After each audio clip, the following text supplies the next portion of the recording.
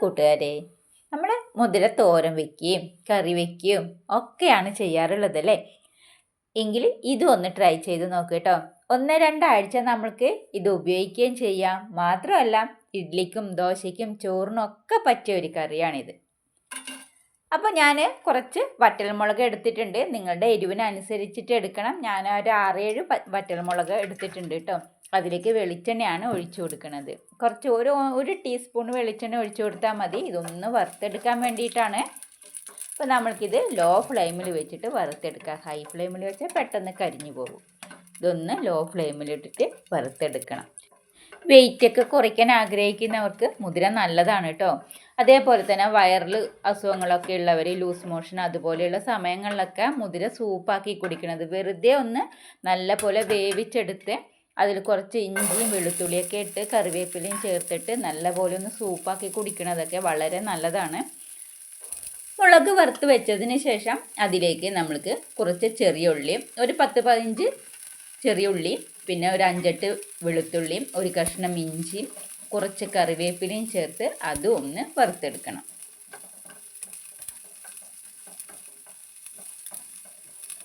നല്ലപോലെ ഒന്ന് വറുത്തെടുക്കാം.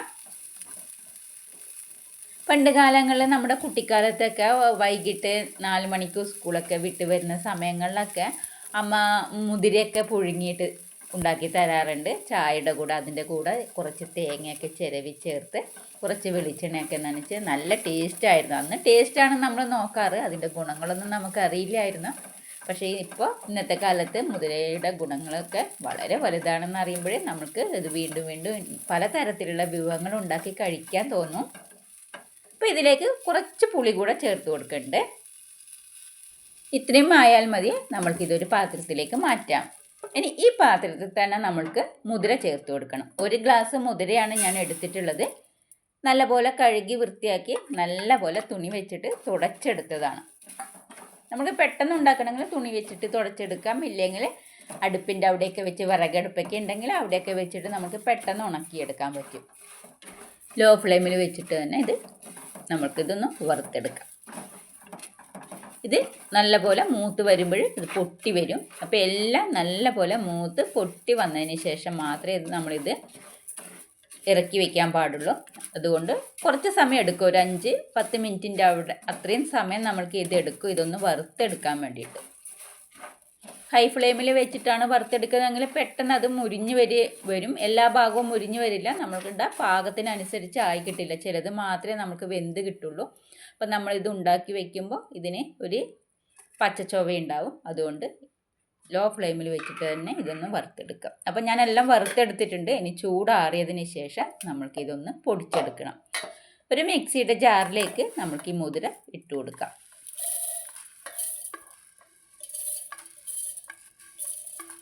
മുതിര ഇട്ട് കൊടുത്തതിന് ശേഷം ഇതിലേക്ക് നമ്മൾ വറുത്ത് വെച്ച ആ മുളക് കൂടെ ചേർത്ത് കൊടുക്കണം. വറ്റൽ മുളക് കൂടെ ചേർത്ത് കൊടുക്കുക. ഇത് രണ്ടും ഒന്ന് നമുക്ക് പൊടിച്ചെടുക്കാം.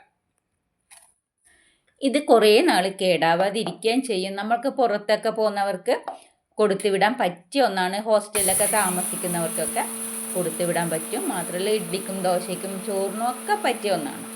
അപ്പോൾ എല്ലാവരും ഇതൊന്ന് ട്രൈ ചെയ്ത് നോക്കൂ കേട്ടോ. അപ്പോൾ ഞാനിതൊന്ന് പൊടിച്ചെടുത്തിട്ടുണ്ട്. ഇനി നമ്മൾക്ക് ഇതിലേക്ക് ഒരു 2 പിടി നല്ല പോലെ തേങ്ങ ചേർത്ത് കൊടുക്കണം. തേങ്ങ ഇട്ട് കൊടുത്തതിന് ശേഷം നമ്മൾ വറുത്ത് വെച്ചിരിക്കുന്ന ചെറിയ ഉള്ളിയും കറിവേപ്പിലയൊക്കെ വറുത്ത് വെച്ചതും കൂടെ ഇതിലേക്ക് ചേർത്ത് കൊടുത്ത് ഒന്ന് പൊടിച്ചെടുക്കാം. ഇത് കുറേ നാൾ കേടാവാതിരിക്കും. 1-2 ആഴ്ച നമ്മൾക്ക് ഈ പച്ച തേങ്ങ മാത്രം ചേർത്തിട്ട് ഉള്ളത് എടുത്ത് വയ്ക്കാൻ പറ്റും. അതല്ല നമ്മൾക്ക് കുറേ നാൾ ഒരു 1.5-2 മാസമൊക്കെ ഇരിക്കണമെങ്കിൽ ഇതിലേക്ക് ഈ തേങ്ങ നമ്മൾ ഒന്ന് ഫ്രൈ ചെയ്തെടുത്തിട്ട് ഇതിലേക്ക് ചേർത്ത് കൊടുത്തിട്ട് ആണ് പൊടിച്ചെടുക്കുന്നതെങ്കിൽ നമുക്ക് 1-2 മാസം കേടാവാതിരിക്കും. നമ്മളിതെല്ലാം ചേർത്ത് കൊടുത്ത് ഇതിലേക്ക് ആവശ്യത്തിനുള്ള ഉപ്പും ഒരു 1/4 ടീസ്പൂൺ കായപ്പൊടിയും ചേർത്തിട്ടാണ് ഇത് പൊടിച്ചെടുത്തിരിക്കുന്നത്. ഇത് നമ്മളുടെ മുതിര ചമ്മന്തിയാണ്, ചമ്മന്തിപ്പൊടിയാണ്. നമ്മൾ ഉഴുന്നും അതേപോലെ ചെമ്മീനൊക്കെ വെച്ചിട്ട് ചമ്മന്തിപ്പൊടി ഉണ്ടാക്കാറുണ്ടല്ലോ, ചെറുപയറൊക്കെ വെച്ചിട്ട് ചമ്മന്തിപ്പൊടി ഉണ്ടാക്കാറുണ്ട്. അതേപോലെ മുതിര വെച്ചിട്ടും നിങ്ങൾക്ക് ചമ്മന്തിപ്പൊടി ഉണ്ടാക്കാം. നല്ല ടേസ്റ്റാണ്. മാത്രമല്ല കുറേ നാൾ കേടാവാതിരിക്കുകയും ചെയ്യും. ഹോസ്റ്റലിലൊക്കെ താമസിക്കുന്നവർക്കായാലും കൊടുത്തുവിടാൻ പറ്റിയ ഒന്നാണ്. മുതിര കഴിക്കുന്നവർക്കും കഴിക്കാത്തവർക്കും ഒക്കെ പറ്റിയ ഒരു ചമ്മന്തിപ്പൊടിയാണ്. അപ്പോൾ എല്ലാവരും ഇതൊന്ന് ട്രൈ ചെയ്ത് നോക്കുക. വളരെ സിമ്പിളും അതേപോലെ കുറേ നാൾ കേടാവാതെ ഇരിക്കും നല്ല ടേസ്റ്റി ആയിട്ടുള്ള ഒന്നാണിത്.